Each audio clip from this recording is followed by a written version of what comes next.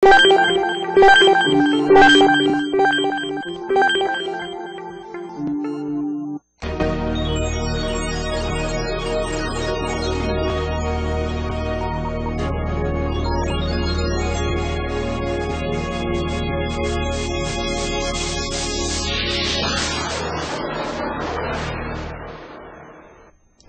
muito boa noite para você aqui ligado na AltV. Seja muito bem-vindo, seja muito bem-vindo. Agora 21 horas e 33 minutos, começando sempre ao vivo, mais uma Opinião Livre desta quarta-feira, 30 de março de 2011. Para conduzir o programa, e já vamos apresentar também o nosso convidado muito especial, como sempre, o Dr. Paulo Cremonese. Boa noite. Boa noite aos telespectadores e internautas que nos assistem. E o pessoal aqui que está perguntando sobre o programa, sobre o Super Autorama, aqui sobre o pessoal do Autorama, hoje o programa Autorama não vai ser apresentado aqui pela AltV, razão pela qual nós entramos mais cedo. Então peço aqui, informando aqui que a Lizinha, Pedro HC, Everton, Waisou, enfim, o pessoal aqui que está pedindo, hoje nós não temos o programa Super Autorama, o programa Autorama, o pessoal ali, do LI e tudo mais. Então vamos seguindo com o Opinião Livre. E recebendo hoje o diretor do Núcleo de Perícias relacionadas a crimes contra a pessoa, o perito doutor...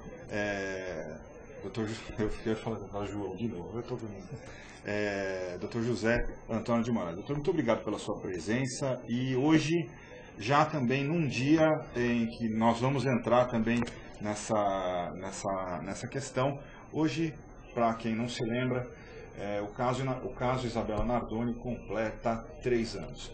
E ao meu lado, o Dr. Moraes, ele trabalhou no caso Isabela Nardoni, vai poder contar para vocês como foi, além de todo o trabalho realizado pelo Instituto de Criminalística, a quem nós fazemos aqui um agradecimento a todo o pessoal da imprensa do Instituto de Criminalística e também da sala de imprensa da Secretaria da Segurança Pública, que intermediou esse nosso contato. O Dr. Moraes vai poder contar para vocês como funciona um trabalho muito legal, muito interessante, com toda certeza. Dr. Moraes, muito obrigado e boa noite, seja muito bem-vindo ao nosso programa e nossos microfones estão abertos, sua casa. Muito obrigado pelo convite, pela distinção. Eu é que agradeço, na realidade, essa oportunidade que os senhores estão oferecendo para o nosso núcleo, para o nosso instituto, em última análise, para a nossa superintendência da Polícia Técnica Científica, que hoje é o órgão que coordena toda a perícia no estado de São Paulo.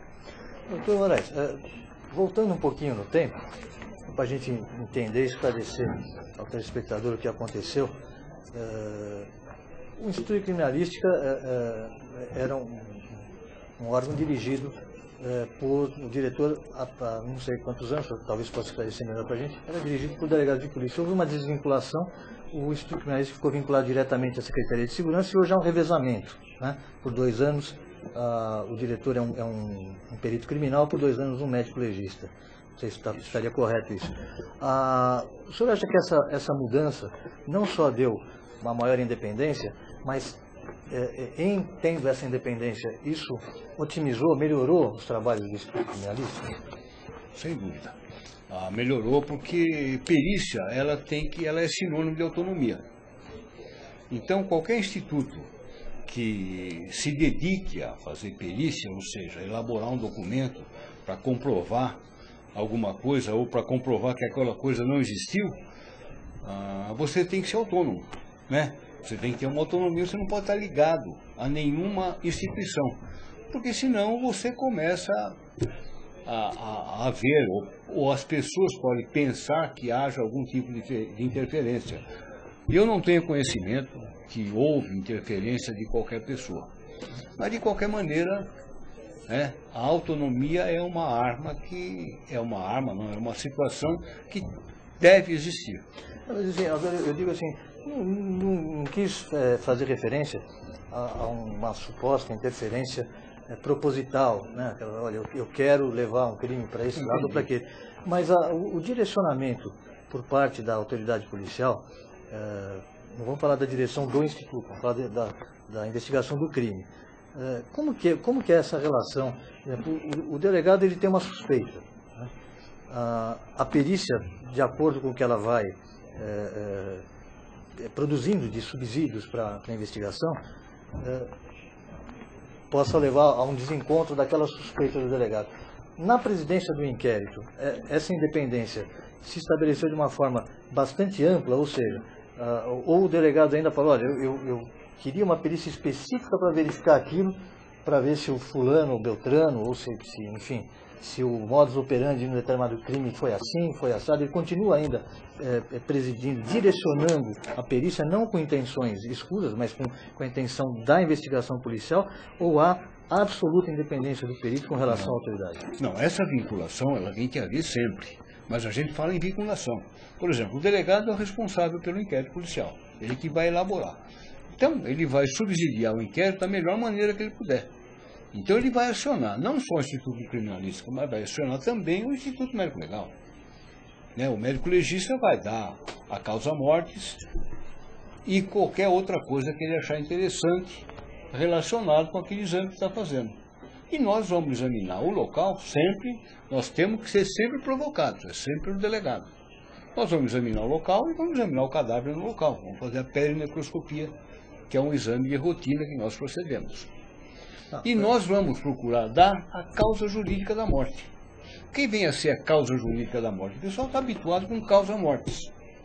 Mas tem essa palavrinha que chama causa jurídica da morte, que os operadores do direito conhecem bem, mas não são todos também. Então, o que o trabalho pericial, no caso do crime contra a pessoa, tem que dar?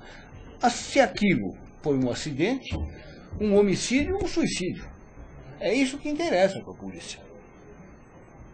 E você, quando você fizer o trabalho, você vai justificar. Então, o delegado vai requisitar. Por exemplo, quesitos de praxe não existem. O delegado tem que fazer os quesitos, porque cada caso é um caso. Isso que eu ia perguntar. O delegado ele faz os quesitos, mas o perito tem independência para, além dos quesitos, produzir mais esclarecimentos que entender necessários. Claro. Isso aí não é um compartimento estanque. Ele é um compartimento aberto. E você faz um laudo hoje, isso não quer dizer que ele não volte para você com novos quesitos. Ou o próprio Ministério Público pode requisitar através de uma cota? Claro. Sempre assim. O delegado faz o relatório final, encaminha o inquérito policial, quando entra lá no fórum, passa a ser um processo. E o Ministério Público é o dono da ação pública. É ele que vai ver se ele vai pedir para o juiz arquivar ou dar prosseguimento. Às vezes ele precisa de subsídios para isso. E ele elabora uma série de quesitos que viram complementar para a gente. E nós respondemos isso aí. Agora, o senhor é diretor de um núcleo, que seria de crimes contra a pessoa.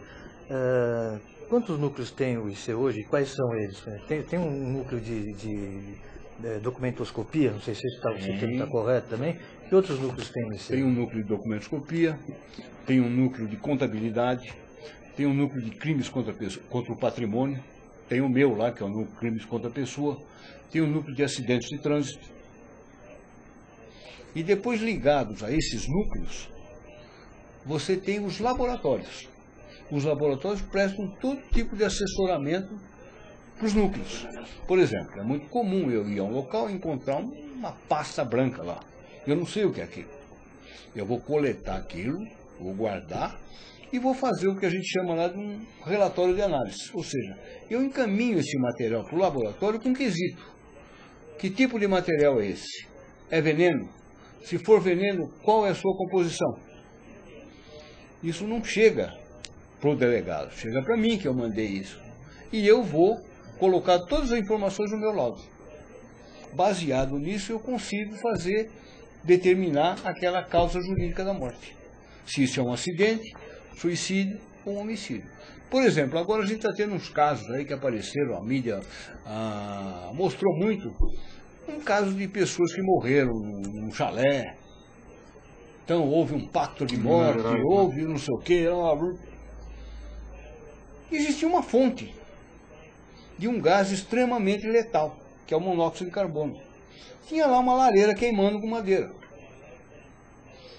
Se o indivíduo não sabe, porque uma das qualidades, digamos assim, né, entre aspas, do monóxido, ele é insípido, inodoro e incolor. Mas ele combina com a hemoglobina do sangue. Ele produz a paralisia e o indivíduo morre rapidamente. Então, se a pessoa foi lá, já deve ter percebido. Está aqui a fonte. Os cadáveres estão nessa situação. Não tem violência nenhuma. A casa está trancada. Causa jurídica da morte, acidente. Agora, todo homicídio, vamos falar de homicídio, a autoridade policial vai ao local. Se eu fizer alguma afirmação que não esteja correta, por favor, me corrija. Quando se tem, no primeiro momento, quando se tem autoria conhecida, permanece na delegacia de polícia. Quando a autoria desconhecida, depois de alguns dias, vai para o departamento especializado a apuração disso. Mas, em ambos os casos, a autoridade policial e a perícia vão ao local. Está correto isso? Tá. Isso é o que diz o código, né? Nós Sim, estamos sujeitos ao código. Teoricamente. E qual a primeira coisa que você observa no local? Um corpo foi encontrado na rua, não digo que seja o padrão, talvez seja, mas um corpo foi encontrado na rua com 2 perfurações de arma de fogo. Só se tem aquilo. Obviamente eu não sou perito, mas na maioria dos casos morreu do quê? Com 2 tiros de revólver. Mas para se buscar autoria, qual a primeira coisa que você observa num local? Isso é assim, a gente começa a analisar, porque a gente tem por princípio que cada caso é um caso. Você não pode generalizar. Encontrou um cadáver na rua com 2 tiros, o procedimento é esse. Não, ele está cheio de detalhes que vai depender da argústia e da observação de um profissional extremamente treinado para isso. Então ele vai perceber se isso tem característica, qual é a distância que os tiros tomaram, para você ter uma estimativa de distância de tiro, para você já começar a caracterizar se aquilo foi um suicídio ou um homicídio. Fala, mas o cara tem 2 tiros na cara, isso aí está na cara que é homicídio. Eu tenho caso de 4 tiros nas costas, suicídio. 4? 4 tiros nas costas. Então o que acontece? Você tem que analisar essas coisas. Eu tenho suicídio com 2 armas simultâneas. Então você vai, mas o cara não vai fazer isso. A gente não pode colocar a nossa lógica normal, de pessoas normais, né, entre aspas também, num suicídio, num suicida. Porque o suicida, a primeira coisa que ele perde é a noção da autopreservação. E é a coisa mais forte que nós temos da preservação. Nós fazemos tudo para não morrer. Agora, o indivíduo que quer morrer, a cabeça dele, né, ela está totalmente desconfigurada, digamos assim, né, dentro do nosso parâmetro de vida. Agora, você tem que analisar, primeiro, você vai analisar as roupas dele, como é que estão.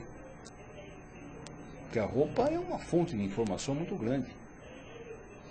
Por que às vezes é muito importante que a gente colete essas roupas? Porque amanhã ou depois você pode reconstituir isso aí. E você sabe qual é a trajetória de um projétil de arma de fogo. Você tem que ver a roupa e o corpo, para ver se existe, por exemplo, aquela solução de continuidade que existe na trama do tecido da roupa, está em correspondência com o ferimento encontrado. Essa informação, essa constatação, te dá muitas informações. Se mexeram nesse cadáver antes, ou ele se movimentou durante. Então você tem que analisar caso a caso. A gente ouve às vezes comentários, por exemplo, a pessoa foi assassinada num local e por alguma questão foi levada para outro, etc. São os casos mais comuns, pelo menos que a mídia divulga.